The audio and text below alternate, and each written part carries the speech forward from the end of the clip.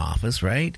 There's all these rumors around that he met with aliens, and they swapped technology, made some agreements, supposedly, that they could abduct some, humans.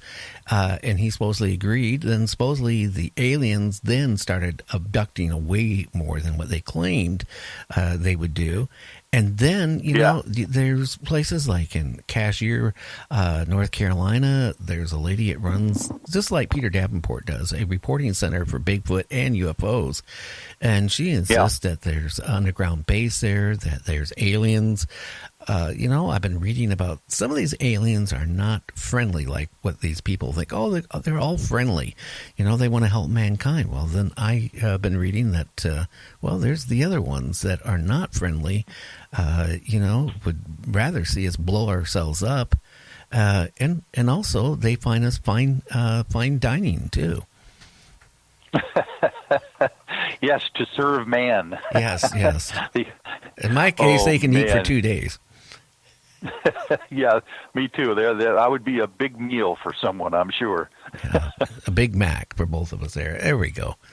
But, that's what, is scary. And, another thing here, less than a year ago, you had the Secretary of the Navy, Air Force, come right out and say the next war will not be a ground war. It'll be in outer space. Now you can take that two ways. Technology has advanced, like with Russia, with us, China. We could have a war out in space between ourselves, or could it be taken the other way?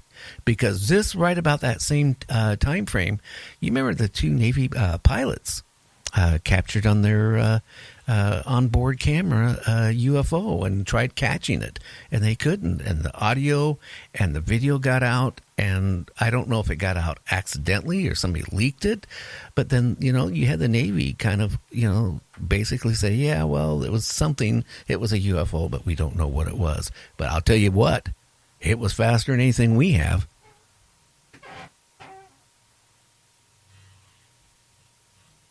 Now, hopefully I didn't lose you. Oh, we might have lost him. That happens sometimes. Well, hopefully he'll call right back. Okay, here we go.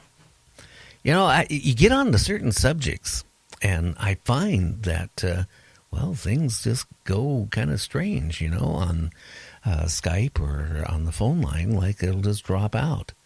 So hopefully he'll call us right back, and we'll see. But I know he's set up a temporary computer right where he's at, to do the show tonight. And, the stargazing there at the ranch tonight should be quite interesting, capturing maybe UFOs and things that are totally unaccountable. But, mainly you take like satellites, they go in a straight pattern. They don't deviate. So, they just keep doing that same pattern over and over and over again. And, when you look at, with like infrared binoculars, you're stargazing, and all of a sudden you see an object that, is going straight for a while. Then all of a sudden it'll make a 90-degree turn and go a different way.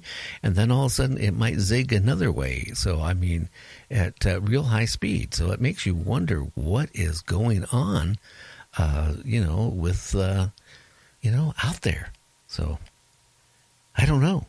But they spend a lot of time, researching UFOs and stuff like that. So, hopefully we get them back here, because I don't want to run out of things to say. I'm really good at asking questions, but when it comes down to, talking by myself, I kind of freak out. But, Michael, if you can hear me, call back. Hopefully your phone or the phone line didn't go totally dead. We'll see what happens. Maybe I can try calling him back. Let's see. Yeah, let's see.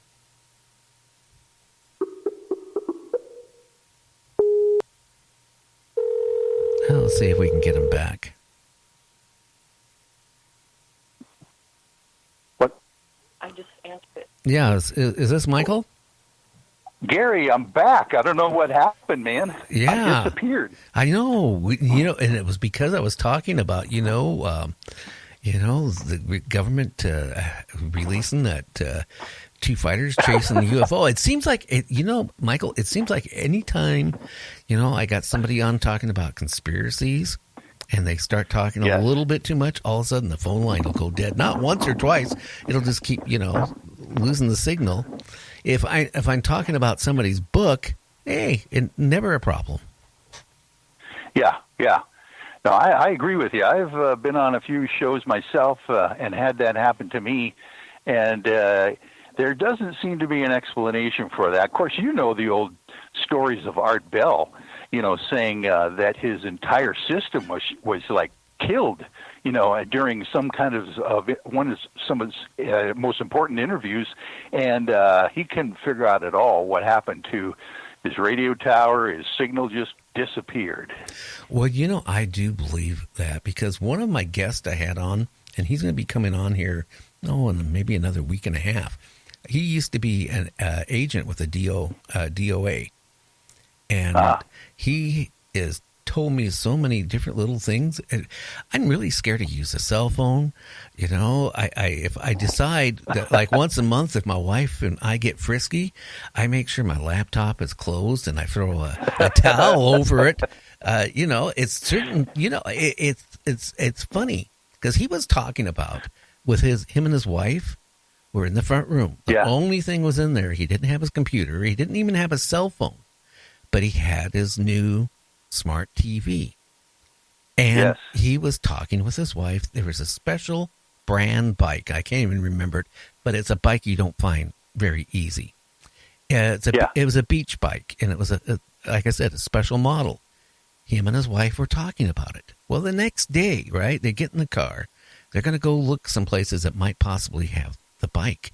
Guess what showed up on his phone? Yes, I've seen that before. Yeah, and he didn't. Oh my goodness! And he said he didn't search it on the internet or nothing.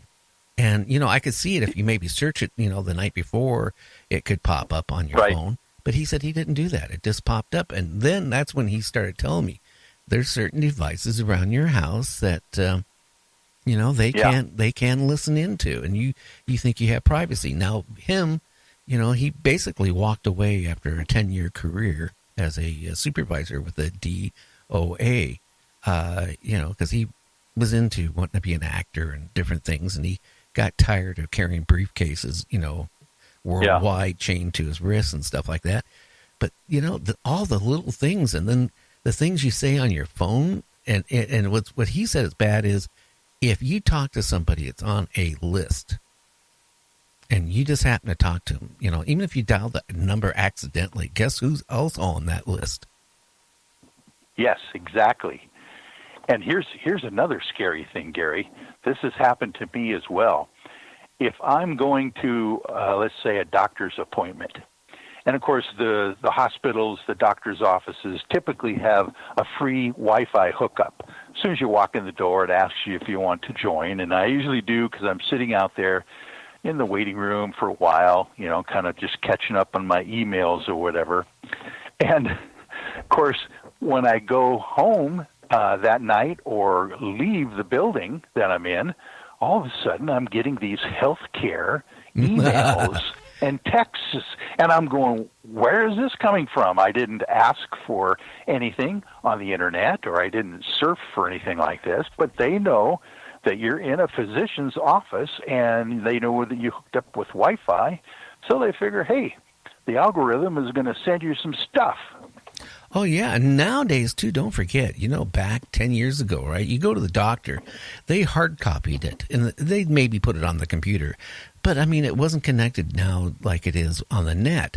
So if you go to the doctor down the street, or you go to the doctor in Pensacola, right, and you go in there, they can say, oh, wait a minute, you've had Tylenol 3. You don't need them again.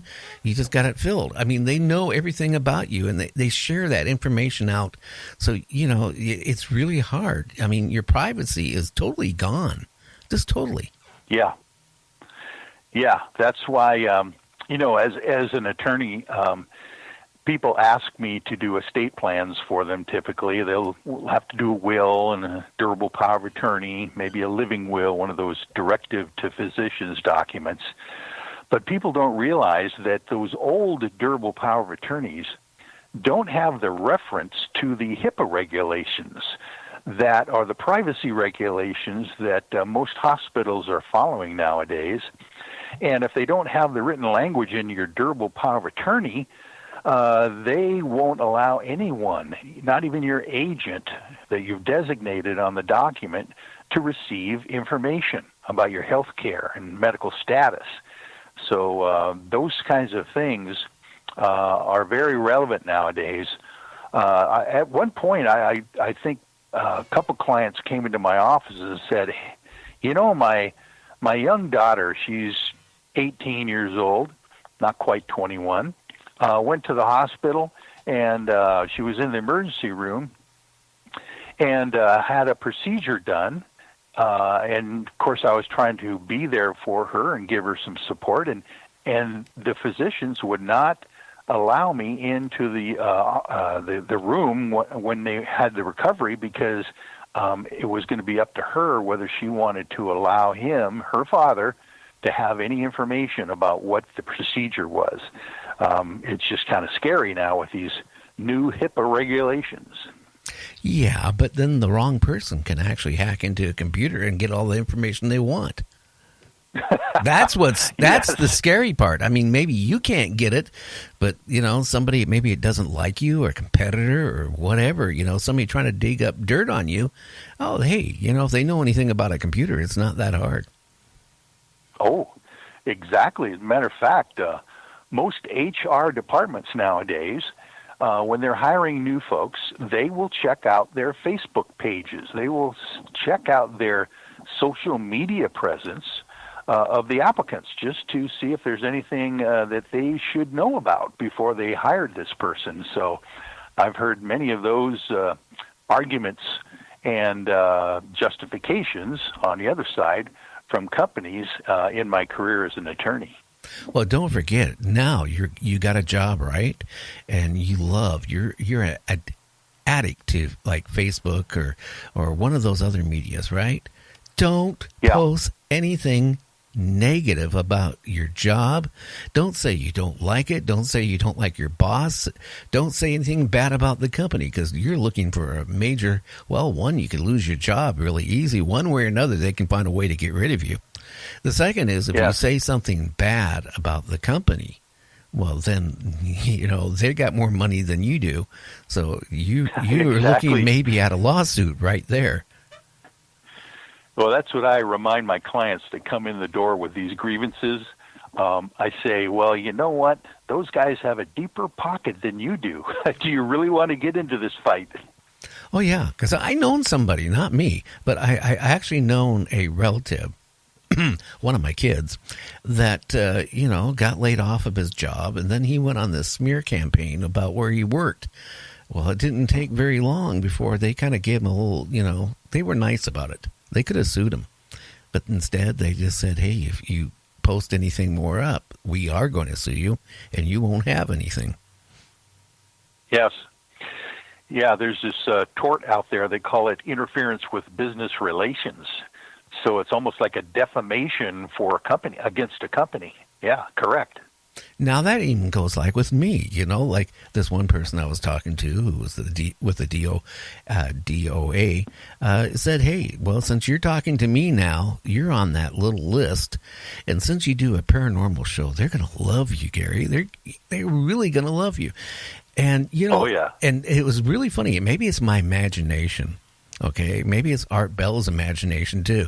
But, ever since I had him on the first time, which months I was on, I didn't have any problems with people disconnecting in the lines.